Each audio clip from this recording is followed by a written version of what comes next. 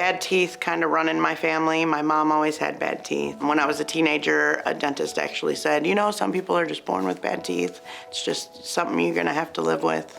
And then I had 3 pregnancies, and through those pregnancies, just little by little, they just went bad, and then I guess I just kind of let it go and wasn't even thinking about having my teeth done. Megan came in with a large amount of her teeth already broken. I think that she had a couple teeth left on the bottom, and she had gotten to the point to where she would never smile.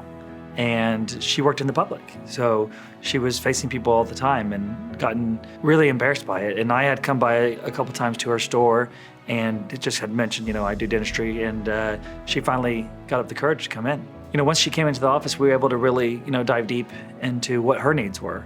And we were able to come up with a good plan. With her, we ultimately just went with an upper and lower denture and, you know, really had an amazing outcome. Since my procedure, I'm able to eat just about anything I've tried to eat, which is nice. I couldn't do that before.